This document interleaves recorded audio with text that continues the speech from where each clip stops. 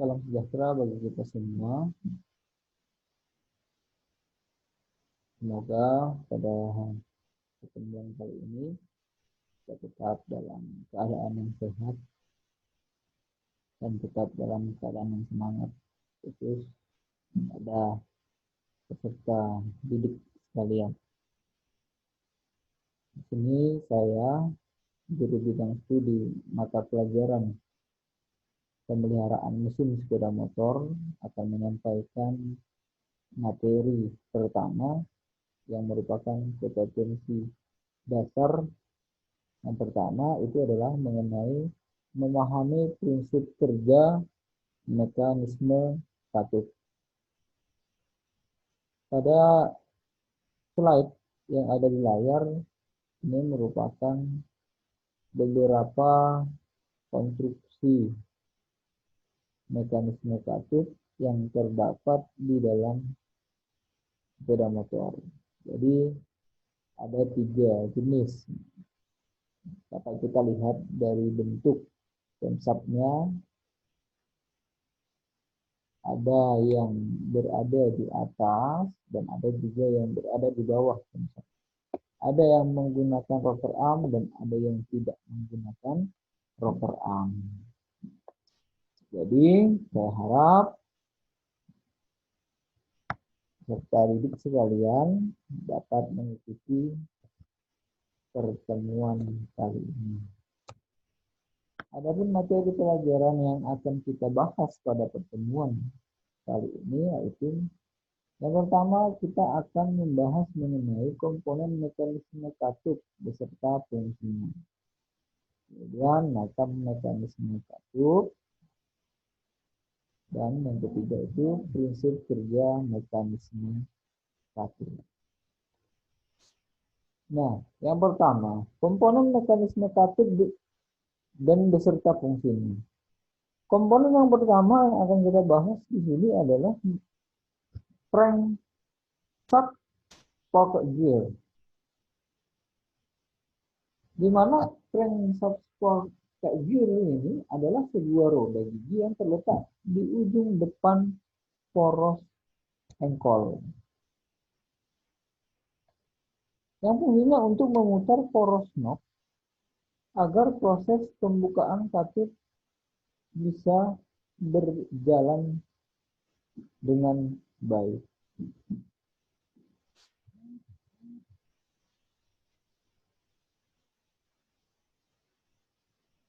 Ini dia. Kalau bisa kita lihat tanda panah yang berwarna biru ini adalah merupakan komponen dari crankshaft sprocket gear. Yang dimana tadi dikatakan adalah sebuah roda gigi, berarti berbentuk roda gigi. Terletak di mana? Terletak di depan poros engkol, berarti dia melekat di bagian ujung poros engkol dan berputar bersama-sama di ujung poros engkol. Yang dimana putaran dari poros engkol itu kan secara otomatis memutar roda gigi. Nah, roda gigi ini yang akan memutar poros knob atau yang disebut dengan crankshaft nanti. Tentunya dia disambung oleh rantai atau yang sering disebut chain atau yang sering disebut juga sebagai timing belt. Jadi inilah yang disebut dengan crankshaft sprocket gear. Kemudian crankshaft sprocket gear. Di mana crankshaft sprocket gear ini juga merupakan roda gigi yang terletak pada ujung poros knob. Ini dia. Nah, ini dia. Besar itu berbeda antara crankshaft sprocket gear dan crankshaft sprocket gear. Letaknya tadi dia kalau crankshaft dia terletak di poros engkol. Tapi kalau dia crankshaft terletak di bagian asclep yang sering disebut. Jadi ya fungsinya di sini untuk menerima energi putar dari crankshaft sprocket gear dan meneruskannya menuju porosnya. Nah, maksudnya di sini apa? Putaran yang berasal daripada poros engkol tadi dan berhubungan langsung dengan crankshaft sport enjin-nya tadi, secara otomatis karena adanya rantai penghubung antara kedua sport enjin ini, maka dia secara otomatis akan memutar dan meneruskan putaran itu menuju ke poros knock atau yang disebut dengan crankshaft. Itu ya dia komponen yang kedua, crankshaft, sport enjin dan finishing. Kemudian ini yang ke timing chain. Ada yang menggunakan belt dan ada yang menggunakan gear, tergantung dari beberapa jenis kendaraan itu tersebut. Namun pada saat ini kendaraan yang paling umum digunakan sepeda motor kebanyakan menggunakan timing chain. Nah, timing chain berarti rantai, belt, sabuk V atau inti belt. Kalau dia gear sudah jelas menggunakan roda gigi. Komponen timing chain ini berupa rantai, sabuk, roda gigi yang terpasang pada crankshaft sprocket gear dan camshaft sprocket gear. Nah, fungsinya untuk apa ini tadi? Untuk menghubungkan kedua roda gigi ini tadi antara crankshaft sprocket gear dan camshaft sprocket gear. Tanpa adanya penghubung ini, maka tidak akan pernah berputar camshaft. Apabila camshaft tidak berputar, maka tidak akan terjadi buka tutup pada katup masuk maupun katup buang. Ini dia komponennya. Timing. Nah, yang berikutnya tensioner. Komponen ini sebagai penunjang kinerja rantai atau disebutnya rantai keteng. Ini biasanya digunakan di bengkel-bengkel sehari-hari. Tapi kalau di dalam bahasa tekniknya timing chain. Nah, fungsinya untuk apa? Untuk menjaga ketegangan rantai agar tetap presisi. Mana dia? Ini dia. Nah, jadi tensioner ini nanti akan menekan. Ada dia yang manual, ada semi otomatis, dan ada yang otomatis. Jadi nanti akan dijelaskan pada pertemuan yang berikutnya. Jadi mana fungsinya jelas untuk menjaga ketegangan rantai. Nah, apabila ketegangan rantai timing chain ini menurun atau bisa kita katakan menjadi longgar, maka itu dapat menyebabkan timbulnya bunyi yang berisik, menandakan bahwasanya rantai keteng atau timing chain ini sudah mengalami keausan. Nah, apabila itu terjadi, maka yang harus dilakukan itu adalah apabila tensionernya sudah melampaui batas, tidak bisa lagi melakukan penyetelan, maka sudah layaknya timing chain ini untuk diganti. Camshaft atau yang sering disebut dengan asplet, poros knock. Inilah komponen yang digunakan dalam mesin torak untuk menjalankan valve poppet. Fungsinya untuk membuka dan menutup katup pada mesin kendaraan. Kemudian ada rocker arm. Rocker arm adalah komponen yang berupa pelatuk yang menghubungkan antara camshaft dan valve atau katup. Nih, kalau boleh bisa kita lihat yang disebut dengan rocker arm itu ini. Itu berupa pelatuk yang menghubungkan antara camshaft atau aspletnya ini dengan katupnya. Jadi nanti rocker arm inilah yang akan menekan katup masuk maupun katup buang pada saat melakukan proses kerjanya masing-masing. Nah, fungsinya untuk meneruskan daya dorong dari ten menuju ke batang katup. Jadi nanti cara kerjanya ini karena di dalam konsepnya sendiri terdapat tonjolan atau yang sering disebut dengan loop. Ketika loop itu menyentuh bagian dari rocker arm, maka rocker arm ini bisa otomatis akan menekan katup masuk maupun katup buang.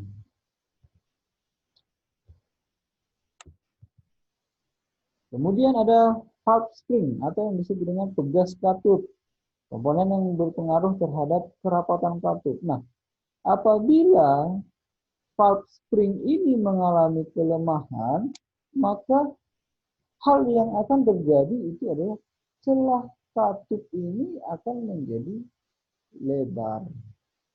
Sehingga apa akan mempengaruhi banyaknya jumlah bahan bakar yang masuk dan mempengaruhi berapa jumlah sisa pembakaran yang keluar. Atau akibat daripada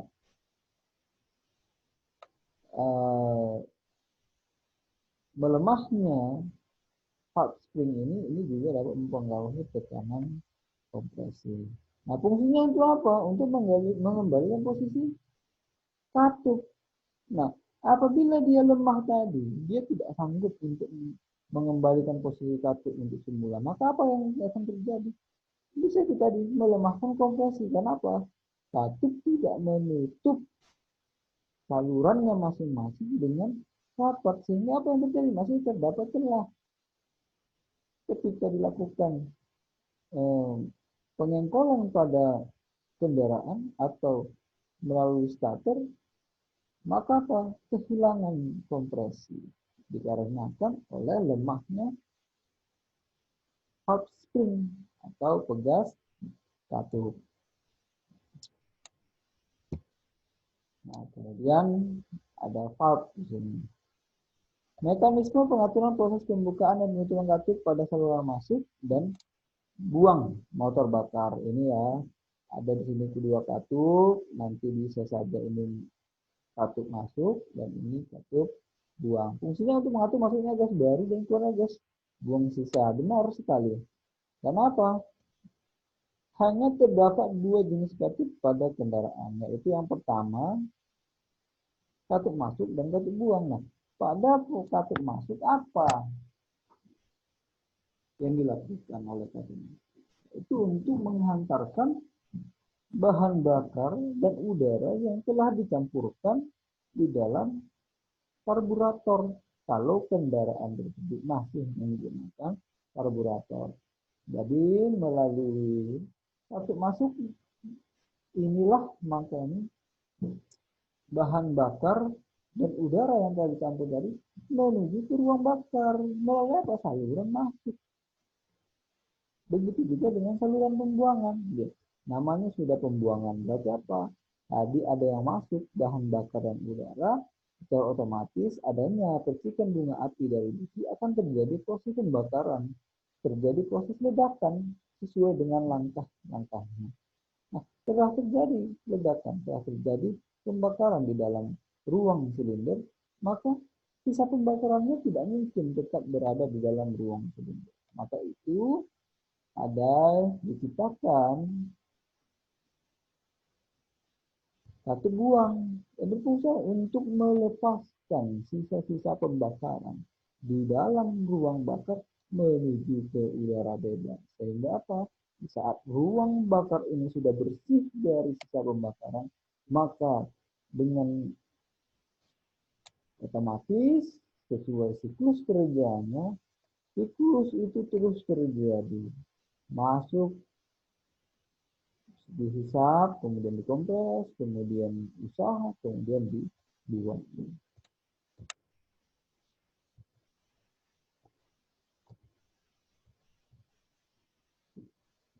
Ya, valve. Nah, ini kita kemudian membahas mengenai macam-macam mekanisme katup. Yang pertama di sini bisa kita lihat side part atau yang disebutnya ST, side part.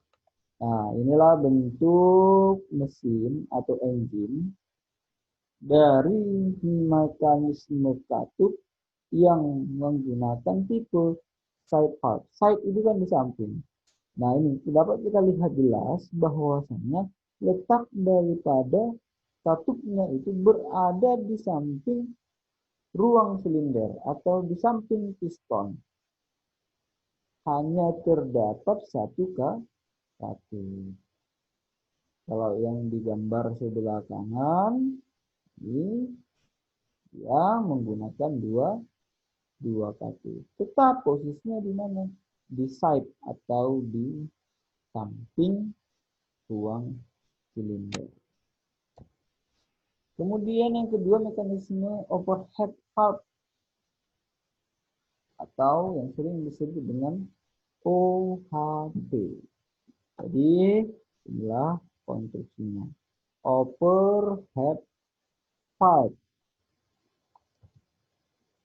Kemudian ada single overhead valve atau yang dikenal sekarang itu dengan sebutan SOHC. Pada layar sudah jelas bagaimana konstruksi daripada single overhead valve.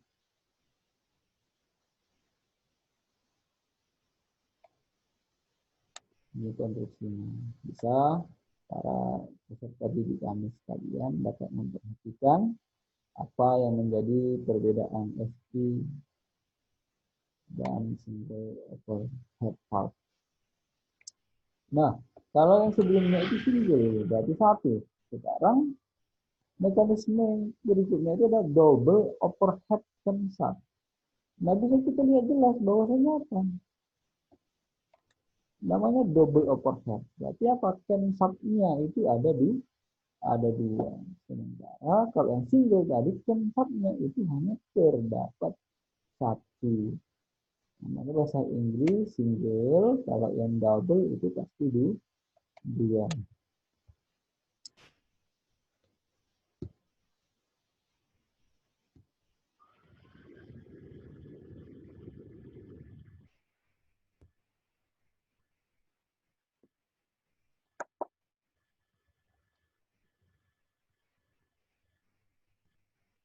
Nah, ini menjadi bahan diskusi didik kami.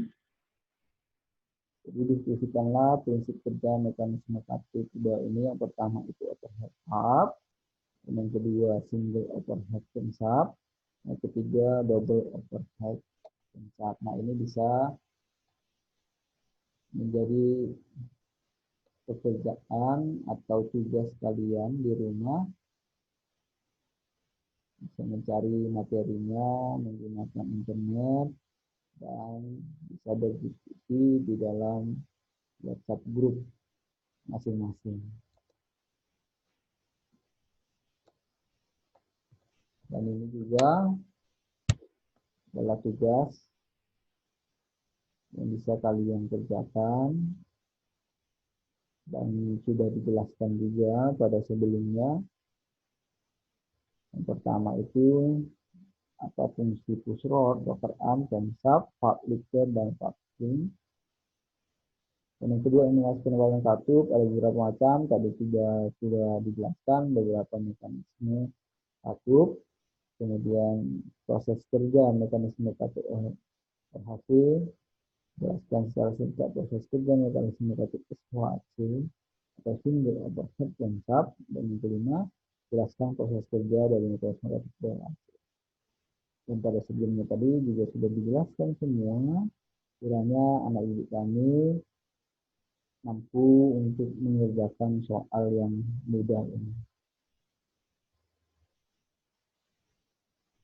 Saya harap pertemuan pada kali ini dapat memberi manfaat ke depannya dan anak didik kami juga dapat memahaminya. Dan kiranya adapun tanya jawab bisa dilakukan dalam WhatsApp group atau bisa di kolom komentar. Sekian pertemuan kali ini. Sampai ketemu di pertemuan yang berikutnya. Tetap jaga kesehatan sesuai dengan protokol kesehatan yang telah ditetapkan oleh pemerintah. Tetap jaga jarak dan tetap berdoa kepada Yang Maha Kuasa agar tetap diberikan kesehatan. Sekian pertemuan kali ini. Saya ucapkan terima kasih.